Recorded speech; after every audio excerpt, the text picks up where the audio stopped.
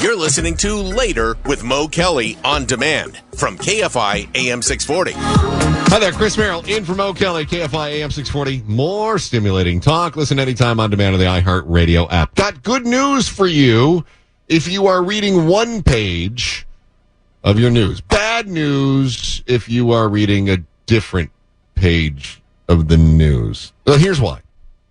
And it's a little unfair because it's sort of a reprint. But I find the story from Yahoo News. Yahoo News republishes CBS News story of some U.S. grocery prices are dipping for first time since 2020. There you go. That's good news, right? We've got Thanksgiving coming up. You're getting ready to buy turkeys, all that kind of stuff. And this is good and whatnots. Right? Right. However, that's only one page of the headlines.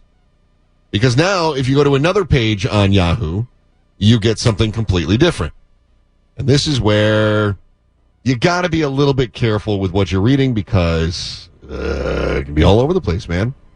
So I give you the headline from Yahoo and their CBS News. And Yahoo and their CBS News says grocery prices could be coming down. Cool.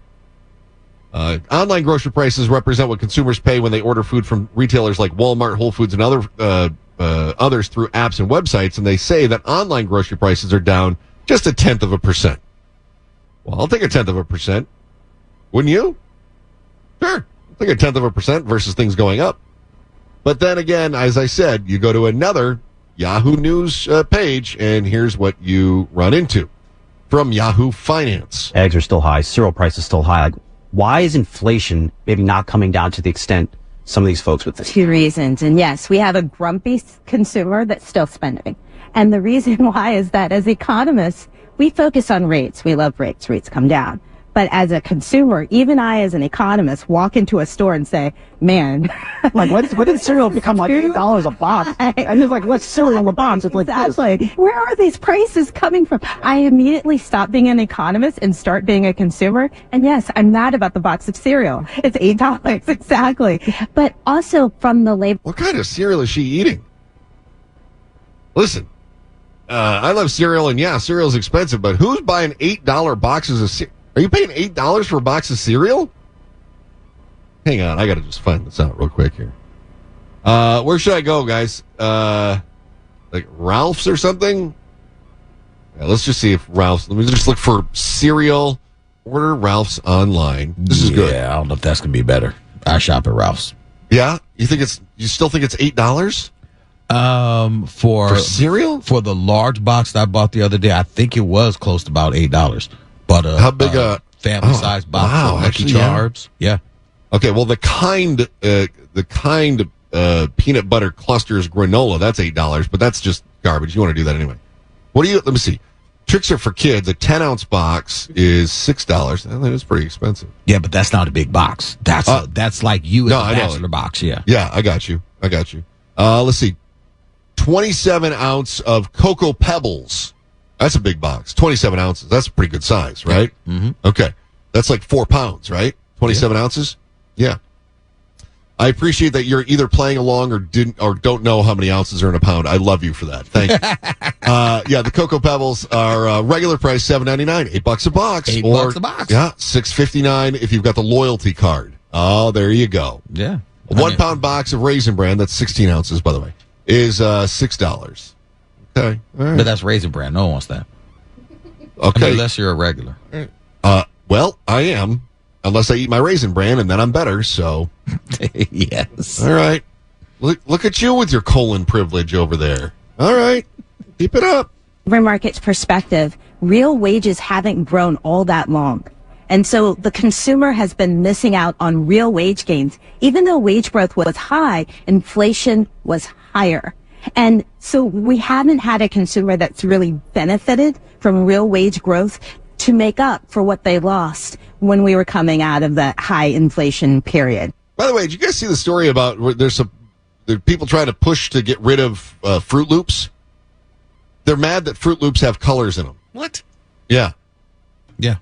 Yeah. You saw it? You know what I'm talking about? Oh, yeah. Yeah. Folks, you don't remember that when we talked about taking the color out of everything? Yeah, because the color gives you Candy and all cancer. that. Yeah. Oh, okay, yeah. I was like, Yeah. that's the whole point of it. I know. The color. Otherwise, it's just gray circles you're eating. Right. But, well, don't they have like a knockoff, one of those, Bago cereal things? Yeah, like Loopy Loops or something. Yeah. But do they have those that are not colored but still have the artificial flavors? Well, they're colored differently. They I don't know if they use like the super red dye, The number, whatever. asbestos number 6 red dye? Yeah, they use a lighter gradient of it because it's more pink when you see it. It's not really red. Yeah. Huh. Toucan Sam does not approve of that. Huh. Well, I see those are banned in other countries because of the dyes. Can't we just slap a California label on it that says this is going to give you cancer, don't eat it? And then everybody's going to do it anyway? Look, a lot of us grew up on Fruit Loops, and we turned... Okay. You know what I used to love? I used to love just wiping out a Red Lobster. You know, Red Lobster had to go into bankruptcy because that endless shrimp thing? That was me. That 100%, that was me. But Red Lobster is back, baby, which means I want my Cheddar Bay biscuits. The problem is they're going all millennial on my Cheddar Bay biscuits. God, it's going to taste like tofu. That is next. Chris Merrill, KFI, AM 640. We're live everywhere on the iHeartRadio app. You're listening to Later with Mo Kelly on demand from KFI AM 640. Chris Merrill in from O'Kelly, KFI AM 640. More stimulating talk. A lot of conversation going on behind the scenes here. While Mark was working, then Twala and Foosh and I are talking about how much we're paying for groceries. And I'm going to out you, Twala. Unless you tell me right now, don't do it. No, you go ahead. Okay, so we're talking about the price of goods, and I started complaining because I told you I had the Ralph's ad open on my computer. And so I screenshotted it, and it was a 13-ounce box of Fruit Loops was $8. We were talking about the price of cereal being $8. I said, no, cereal's $8. And then I was quickly reminded that, yes, it is. So the 13-ounce box is $8. But the 23-ounce box, which, again, math on the radio, 23 is more than 13 last I checked, that's only $6, but you have to have the loyalty card. And that, of course, is so that they can get your habits into the algorithm and sell you more in the long run. But, see, this is what bugs the hell out of me. If you can sell the product for $6, why are you charging $8 for just over half the same size? And the answer is because they can. Yeah. This is the shortcoming with capitalism, and I don't know of a better system, but the shortcoming with capitalism is that it requires, in order to function as it's intended, it requires that you bilk people out of as much as possible, which means that if they are selling you the larger size for $6, either A, the markup on the smaller size is astronomical, or B, they know they can make more money off of you by hitting you with those targeted advertisements on other products. Makes me crazy. So I was talking about the price of this stuff, and Tawala sends, he says, yeah, I got a giant size box of Lucky Charms. Good for you for eating Lucky Charms. That's magically delicious. That's awesome. A gallon of milk and a pound of ground lamb and a little seasoning on Sunday got hit with a $30 tab. And first of all, I'm with you. That feels ridiculous. Second, if you had used your loyalty card, you could have gotten the pound of ground lamb for $9. Third, you're eating baby sheep. Why are you grinding up the lamb? Look, I need the ground lamb because it tastes really good in my meal prep. If I'm eating this dish all week, it's going to be savory ground lamb. Why? Because lamb, when you reheat it, all that flavor just comes on out. When you use ground beef, it gets dry. That's true. I actually agree with what you're saying, except it's a baby. It is. It's like when I order veal and my wife looks at me and she says, "Why would you do that?" Because it's delicious. I don't really have a line that I'm going to draw when it comes to eating animal flesh. I'm not going to look at one animal and say, well, no, not you, but I'm going to eat the other one. To me, it's all right, equal. let's test that. Eat it all. Let's test that. Yeah. All right, great. We're taking a little trip in the East. Okay? Now, I'm not talking about Philadelphia. I'm talking about going to the Far East. Right? You're going to that market. Are you eating the dog? Now, here's the thing. Okay. My brother has, and he has said when you are on the DMZ and they're giving you chicken, and that's pretty much the only meat that you got when you go into town, you're eating the chicken. That's dog.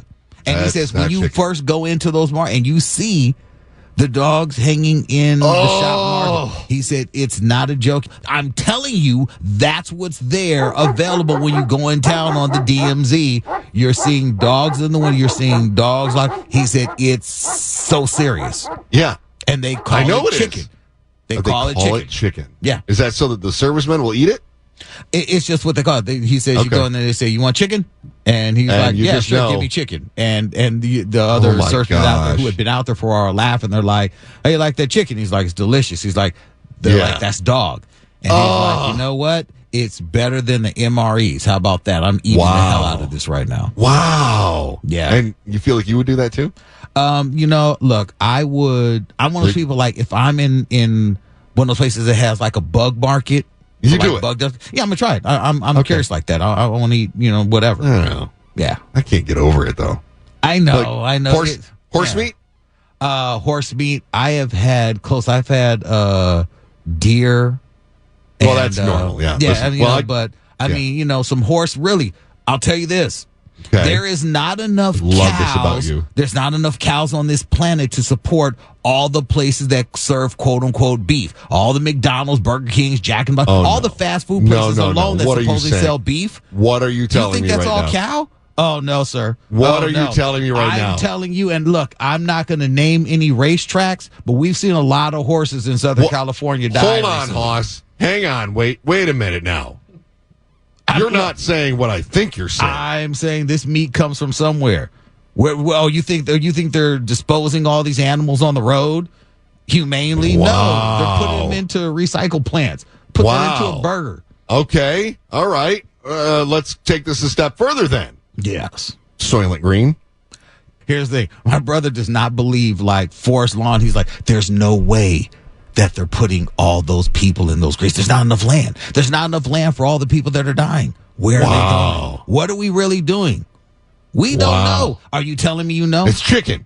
Are you telling me you know? Are you saying, are there enough chickens for McDonald's to have their chicken Big Mac now? Hell no. Wow. Hell no. Yeah. Look, first of all, this conversation went weird fast. First of all, there's not enough chickens to press out those patties like that. What kind of piece of chicken is that? Wow. It's got filler in it. A lot. And look, this is no shade against McDonald's. Look, what do you think the filler is? You think the filler is Soylent Green? I don't know. I mean, it could be. I don't know, because I thought I was going to throw out some exotic animals and see if you'd eat them, pangolin. Look, it could be whatever, because we really don't know what we're eating. We trust it. We see it on the menu. It says beef, and we say, sure, let me get one of those. Your kids are in the back. What do you want? You want a burger too? Oh, you want a burger too? Okay, yeah. All three of you are now eating burgers. Just because it says burger, you don't know. You really don't know. You're not in the factory when they're making this stuff. It's weird, but for the first time ever, I kind of see where Deborah Mark is coming from when she decides she doesn't want to eat meat anymore. Yeah. Sometimes because you're freaking me out right now. I think that, but that's She wears leopard print everything else, but she won't eat the meat, which is weird. Feels like a waste. Yeah. I mean, but you can't waste the skin. You got to wear it. No, I get that. Yeah, definitely. I would have gone with a rug, maybe a nice carpet weave, but that's fine. Yeah, it's weird. Okay, all right. So that took a twist I didn't expect. So thank you for that. Appreciate it. Yes, sir. That said, there is. I'm going to erp. I am going to yak right up here. God bless you. That was great. I don't even want to turn that into a bit. I don't even want to see what you would eat and put it in front of you. Like, God bless you for being honest. Thank you for that. There is one company, though, that went way too far. I think I hinted at Red Lobster earlier. They're on the comeback trail. I'm not so sure that I like their marketing strategy. but that might be because it's not targeting me. You would think they're targeting me, but they're not. Who they are targeting, and we'll see if it works, that is next. I'm Chris Merrill, in for Mo Kelly.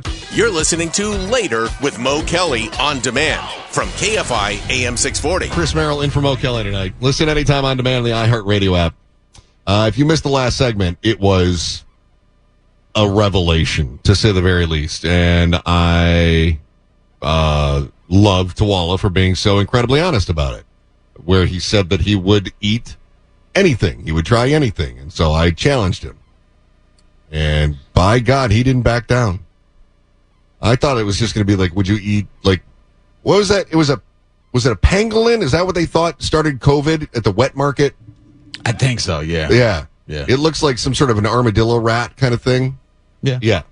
I've often thought about that scene in Indiana Jones and Temple of Doom where they crack open like the monkey brain. I'm like, would I shy away? I don't know. Did you see? I mean, you're a man living in America of a certain age, so you must have seen Faces of Death, right?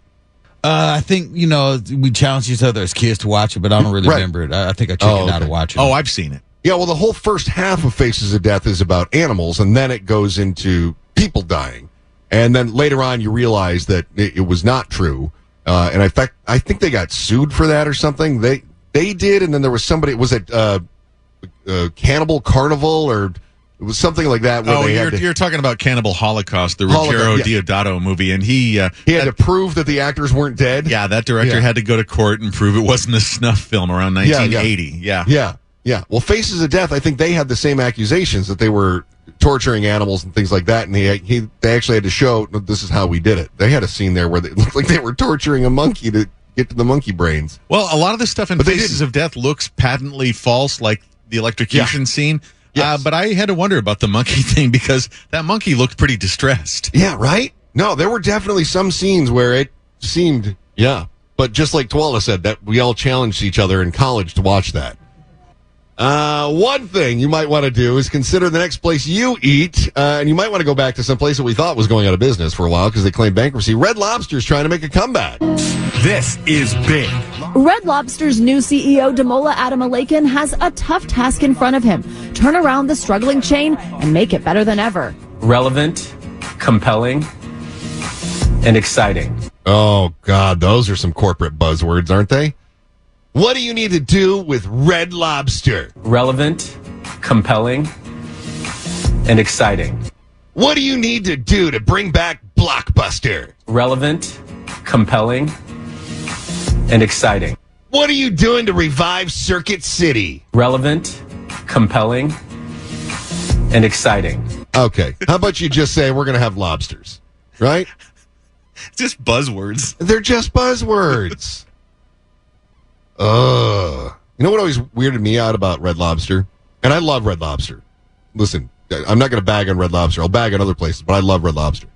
But it does weird me out, the whole tradition of picking out the lobster from the tank that you're going to eat. Right? Where you walk in and you're just like, oh, he looks delicious, and the lobster's looking back at you. And then I start imagining Tawala at an adoption day at the Humane Society. Tawala, would you still be able to eat the dog if you looked it in the eye first, or is it better if it's just an anonymous animal that you didn't actually get to know? No, definitely anonymous animals. Okay. I remember going to Red Lobster, and I remember, they take it and they put it in the pot. Yeah. And people don't realize that noise that they're hearing. That's the screaming death of the lobster. They don't. A lot of people don't know what that noise is. Yeah. Sounds like maybe steam or something. No, that's the sound of a lobster screaming and dying as you're about to butter it up. Yeah. But people still, they put out their bibs and they're like, let's go. Me, I don't like crawfish because the faces are still on it. I don't like stuff like that. I don't want to look at you. Plus, you have to bite its butt and suck it out, and that's gross. That's gross. Yeah. And that's why that's kind of changed when it comes to lobsters. Now they're, I don't know all of them, but most chefs now, they'll break I guess the skull or whatever, so that when they put them in the boiling water, they don't feel it. So it's like humane, I guess. Is that one of those weird deals? Boiled alive? Yeah. Well, no, isn't that one of those weird deals where, you mean you just don't hear the screams? They're not killing them first. They're not putting like an awl in their skull or something. You're saying that they just silence them. Yeah, because if they, like Tuala said, if they don't do that, you're going to hear the screams. So that now that people are getting more conscious, they're like, oh, we got to kill them first, Oh, they are killing them first. Yeah. I thought you were just telling me that they were basically ripping out the voice box. No. No, not that. Like, I hate to hear them scream. Well, we'll make it so they can't. Shut up. Yeah. Okay. All right. Yeah, I didn't know if they did that on purpose because like when billionaires are bleeding children to live longer and they want the children to be scared right before they bleed them because the adrenaline helps. Who was it? Oh, it was Raul, who I work with on the weekend. He said, yeah, that's adrenochrome or something like that. And he says, that's the good stuff. I learned something on my own show that weekend. That's interesting because there's a plot like that on Silicon Valley where the main villain he takes blood from like really high enduring athletes. So that's weird. I guess interesting. That's a thing. Yeah. Do you know the key when you're bleeding the high end athletes so that you can live longer? You know what the key is? What's that? And this is tough. A lot of people don't know it. It's 3 things. Relevant, compelling, and exciting. That's how you get the best blood. That's how you do it. Well done. I do want to be able to tell you about what Red Lobster is doing to bring things back and why they are definitely not talking to me because I'm too much of an old fart. All right. I will get to this. I swear to you. That's next. But I just am so incredibly enthralled by what Tuala's been saying. Chris Merrill in from Mo Kelly, KFI AM 640. We are live everywhere on the iHeartRadio app. You're listening to Later with Mo Kelly on demand from KFI AM 640. All right, Chris Merrill in from Mo Kelly. I suppose I should talk and earn my keep. KFI AM 640. Listen anytime in the iHeartRadio app. Always a pleasure being with you. So we were talking about the Red Lobster is set to make a comeback, but they are not talking to basically the clientele they've been dealing with for a very long time. Their new CEO has a plan. It's been a bumpy road. A multitude of missteps led the company to bankruptcy and forced nearly 100 locations to close. Some blamed decisions made by prior ownership of the company, including Ultimate Endless Shrimp is here. My goal is to eat 65 shrimps tonight. 65 shrimps. Okay, I'm going to look past the fact that you don't know that shrimp is plural for shrimp, but 65, beginner weight. 45 shrimps. 45 shrimps. Again, looking past the glaring grammatical errors. Come on. So why don't many you shrimps. step it up? It's an endless shrimps. the chain's famous endless shrimp promotion. A menu feature Adam Malakin has notably ended. One way you can't have it is unlimited. Because I know how to do math. No matter who leads, the transformation of a storied American brand would be something. But with Adam Malakin, there's another layer. He's just 35 years old. Oh my gosh. He's 35. He's just a shrimps in the business. Do you ever face pushback being the young guy in the room who also happens to be the boss in the room? Not really. Yeah, you do. Yes, you do. Don't tell me you're a 35-year-old CEO walking in and you're not getting pushback to start with. They're definitely talking about it behind closed doors. Now, maybe you earn their trust and maybe they become defenders of yours. I've seen that happen before. Football fans know that Sean McVay was a super young coach in the NFL, and then he started winning because a lot of people said, why are you hiring this guy? He's wet behind the ears. There are players older than the coach, but he proved himself. Okay, so maybe this guy does too, but don't tell me there aren't whispers. But I don't even think about it. So I think if you're insecure about something, you give it power. He's ready to dive headfirst into the challenge. What do you think went wrong at Red Lobster? Yeah, endless shrimp went wrong. That's what went wrong. This wasn't a one decision that led the company into bankruptcy. Okay, but that endless shrimp thing was kind of a big one. I think fundamentally, when a company is successful, it's important to remember what made them successful. Adam Malakin says for Red Lobster, that's the food and the value. I want to lower the check. So the prices on the menu are one thing, but giving people options is the more important thing. Right? Oh, he's going to lower the check. I would like to see that. Wouldn't it be great if the check at Red Lobster were lower after this guy takes over than they were in, say, 2019?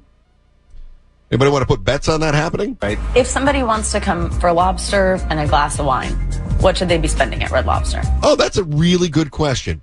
This is the Today Show asking the question. And now this is really good because she's asking something very specific. I want lobster and a glass of wine. How much? You said you wanted to lower the check. How much? If somebody wants to come for lobster and a glass of wine, what should they be spending at Red Lobster?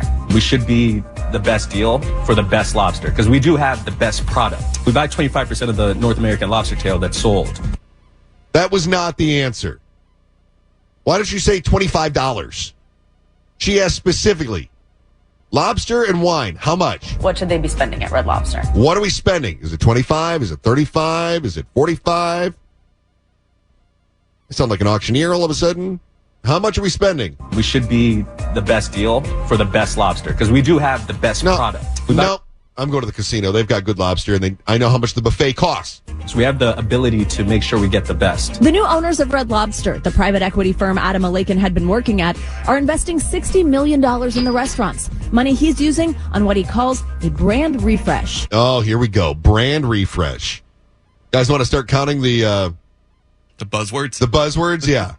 Okay. Brand refresh. Here we go. How do you inject more energy into the dining experience? How do you inject more energy into the dining experience?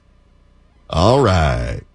Injecting energy into the dining experience. That could go a billion different ways. What does that even mean? Does that mean we're going to put animatronics in like Chuck E. Cheese and we're going to play music real loud because we want to have more energy? Pitbull is going to do live performances at our table? Mr. Worldwide, that's energy. Mr. Worldwide at Red Lobster. Yeah. Now at Red Lobster, we don't have endless shrimp, but we've got Mr. Worldwide. That would be great. So can be lighting, it can be music, it can be little decor touches. You'll start to see changes first incrementally, and then. Oh my gosh, we're gonna get pieces of flair on all of the wait staff. Real energy. Over time, expected to nice feel. Deep cut. Thank you. Like you're being transported somewhere new. But the big news, a new menu launching today with some new items, some removals, and some revivals. Oh, like, are we going to have lobster? There's net 20% reduction, but there are a lot of new items, 9 new items. Okay, 9 new items. All right, here we go. We're getting a menu refresh. So we have the bacon wrapped sea scallops, which is wonderful. The lobster bisque, which is great. A couple new pastas. I got to tell you, for all the buzzwords he just had, his superlatives for his own menu suck. I was just thinking that. He doesn't even sound excited about it himself. No. He's like, I mean, that's good. That's pretty good. That's okay. That's something you could order, I guess. So that's like what you say to each other at the restaurant. Like, oh, that sounds like they put a vegan in charge of the butcher shop. What is going on here? So we have the bacon wrapped sea scallops, which is wonderful. The lobster. It's wonderful. Wonderful is an adjective that my grandmother used to use to describe the sweater that she gave me for Christmas. Oh, it's wonderful. Oh. Bisque, which is great. That's great. A couple new pastas. There was a social media riot over us taking off the hush puppies a few years ago. So that is coming back. And how are those? All right. I think you're going to like those. All right. Oh. So. Oh. Hold on here. Hang on. Oh. Hang on. His superlatives are like, wonderful, it's great. We have the bacon wrapped sea scallops, which is wonderful. The lobster bisque, which is great. That's great. And then what about those hush puppies? So that is coming back. Oh. Should have hired her. So. Right? What if I just squeeze these together? Let me see if I can. Bacon wrapped sea scallops, which is. Bacon wrapped sea scallops, all right. Instead of bacon wrapped sea scallops, which is great. So we have the bacon wrapped sea scallops. Oh. Oh. So I expect the opposite of a riot. I expect a stampede into our restaurants because we're bringing back the hush puppies. Oh. So we know unlimited shrimp is gone, but things like Lobster Fest, Crab Fest, that remains. Yeah, all that stuff. So the whole idea here is they're trying to young up Red Lobster. They're going to make it millennial friendly. I'm too old for Red Lobster. Everything sucks for Gen X, which is about the most Gen X thing ever. But as a Gen Xer, I come up at a time where you aspired to have a Buick. And then Buick was for old people. Right about the time we got old and would actually appreciate Buicks for old people, they younged it up, and Buicks now look cool, and young people want Buicks. We missed out on old people luxury Buicks, and we're missing out on cool people Buicks. We're missing out on old people early afternoon Red Lobster menus, and the young people are getting the hush puppies back. Oh! We get squat. Gen X, once again, left hosed. We are, I'm telling you, the forgotten generation. Completely forgotten. Chris Merrill, in from O'Kelly, KFI AM 640. We're live everywhere on your iHeart Radio app.